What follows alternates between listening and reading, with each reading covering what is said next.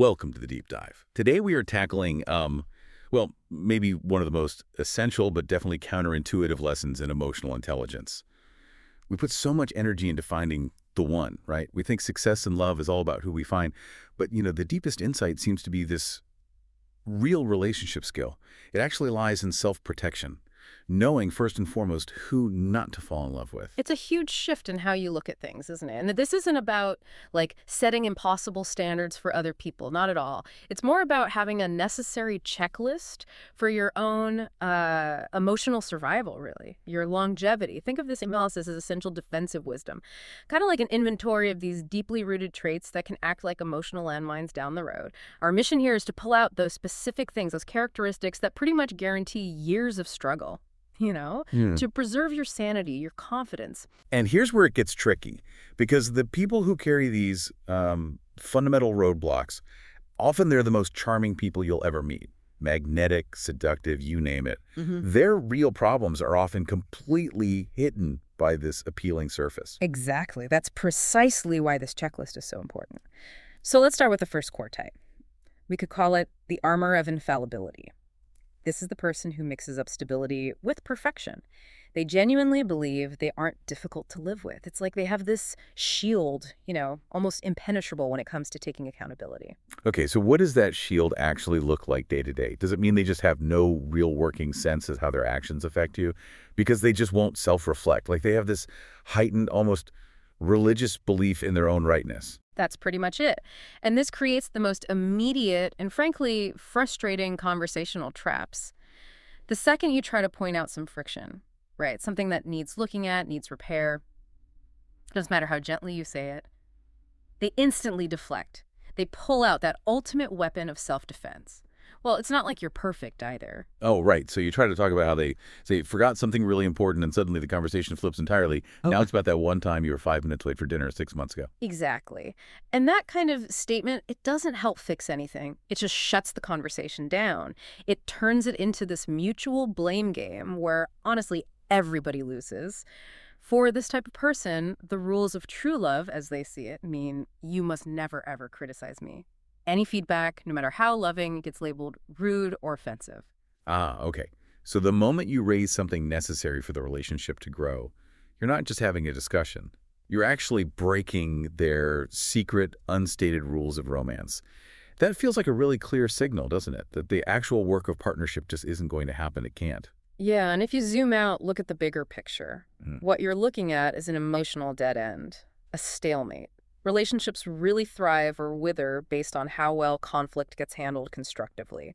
So if one partner is wearing this armor of perpetual perfection, the relationship's repair system is basically offline permanently. Okay, so if the first person is just refusing to look in the mirror, what about someone who's actively trying to make you look away from reality? We should probably talk about the emotional shredders now. This type seems to move from just passive deflection to something more like active destruction. Yeah. They seem to use confusion, control, to systematically wear down your sense of judgment. This is where it gets actively toxic. They rely on manipulation, on eroding your boundaries. One classic sign is something we could call the frustration trap. This person has this incredible talent for pushing you right to the edge of your patience, maybe through passive aggression, neglect, just deliberate carelessness. And the moment you finally snap, you react with completely understandable anger. And they turn around and say, with total innocence, wow, why are you getting so cross all of a sudden? That makes you feel like you're the problem, even though they lit the match and then blamed you for the smoke. It's emotional sabotage, really. It leaves you questioning your own sanity. And it feeds right into another pattern, the empty promise cycle. They combine that talent for causing upset with an even greater talent for these really sentimental apologies. They smile, they say, oh, I get it now, I promise I'm going to change. They give you this incredible emotional high, makes you forgive them. But then, a few days later, the exact same behavior pops up again. So the apology isn't genuine remorse, it's just a tool. Like a temporary reset button for your anger. And that, plus the habit of telling you you're imagining things all the time, or you misremembered or misunderstood, that creates this really devastating reality distortion field around them. Yeah, and what's particularly damaging, I think, is how they weaponize your preferences to justify their own carelessness. Our research shows tons of examples. Like, if they flirt outrageously with other people, they'll say it's just a bit of fun and you're the prude for being bothered. If they constantly leave the house a mess, you're called anal because you care about basic order. If they always prioritize their friends over time with you, suddenly you're controlling for wanting some dedicated couple time. Okay, I'm definitely seeing a pattern emerge here. It sounds like they hijack the very language of love. They take things that are actually healthy, necessary boundaries, the things you need for a shared life, and they twist them, relabel them as personal flaws Yeah. in you. And the high cost of that is it just shreds your confidence over time, your confidence in your own judgment. You end up thinking the problem must be your expectations, not their behavior. Right. You can spend years just trying to negotiate for basic respect, believing that somehow you're the difficult one. Recognizing that pattern early, that's crucial. Let's maybe go a bit deeper now, moving beyond the sort of external behaviors to the more subconscious roadblocks. This takes us into the territory of the deep-seated unavailable. And this isn't just someone who says they don't want a relationship. It's often someone who claims they desperately do want one.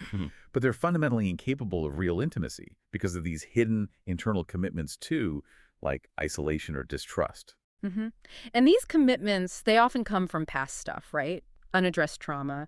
You see people who are holding onto this background grudge. Maybe they're furious with a parent, but genuinely don't realize how much that anger is poisoning every new relationship. Or maybe there's an unconscious bias, a grudge against your gender projected from old hurts. And that lack of self-awareness, that's the real tragedy, isn't it? It's like they're fighting a ghost from their past, and you just happen to be the collateral damage in the present. They almost seem incapable of tolerating genuine, consistent affection when it's offered. Often they really are. Think about the mechanism of, say, self-hatred projection. They literally can't forgive anyone who thinks better of them than they secretly think of themselves. So if you offer genuine, steady love and admiration, if you really celebrate them, it actually creates this uncomfortable feeling for them. Cognitive dissonance. They feel like you must be naive or maybe stupid or maybe lying because deep down they know they're unworthy. So what do? They sabotage the good feeling. They have to. Wow. So they might undermine their own success, or undercut your compliment, or even start a fight right after a really close, intimate moment. They push away the very love they say they want because it doesn't fit their internal story of deserved pain. That's often how it plays out. And it's arguably the most tragic kind of unavailability. The person who is inwardly deeply committed to distrust and self-hatred, who is just in no position to really have a healthy relationship, yet they don't know this about themselves. It's like they're running on empty, begging you for a refill they can't actually hold on to. The lesson there feels really clear, but also quite painful for anyone listening who's experienced it. You cannot love someone out of their self-hatred. You can't be the fixer for someone who seems committed, even unconsciously, to breaking themselves. Which brings us neatly to our final category. And this one is perhaps the most insidious because it's about a fundamental failure in perspective. We're talking about the misinterpretation of partnership. This is the person who sees love not as this sacred dynamic partnership, but more like a transactional source of pleasant feelings, something they feel they're owed. Okay, so they walk into the relationship seeing you as Yeah. like a reliable vending machine for comfort and good feelings. They mainly connect love with the pleasant feelings they get when you're nice to them. So the focus is totally internal on what they receive, not on the constant effort and giving that a real partnership requires. That's the blindness, yes. And it means they completely fail to grasp the profound nature of what you're actually giving them. They don't see your love as this substantial, active gift that you choose to give them every single day, a gift you could, crucially, choose to take elsewhere. Instead, they treat your presence, your dedication, your energy as, well, basically an entitlement.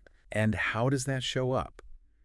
Chronic carelessness, neglect. Right. Like they don't realize your time is incredibly precious. They just treat your emotional energy, your resources, as if they're unlimited and unconditional because they think the benefit they get from you is just their right, not a privilege that's earned through mutual effort. That's it, exactly. And ultimately, these are the people who are often just too caught up in their own pain, too psychologically underdeveloped, maybe, to genuinely know how to want the best for you. They might desperately want the best from you, stability, comfort, validation, whatever it is. But they lack the internal space, the perspective to truly prioritize your well-being alongside their own, or maybe even ahead of their own sometimes. And this all kind of boils down to the fact that these are the people who just refuse to do the necessary work, doesn't it? The psychological effort, the heavy lifting required for real growth, for self-reflection, for consistent care. It's something they seem fundamentally unwilling or maybe unable to take on. And we absolutely have to repeat the paradox here. These types we've discussed, they often include some of the most exciting, beautiful, charismatic people you could ever meet. Seriously. Their fundamental issues are entirely masked by this surface appeal, which is exactly why getting deeply involved with them is almost guaranteed to lead to substantial, predictable problems.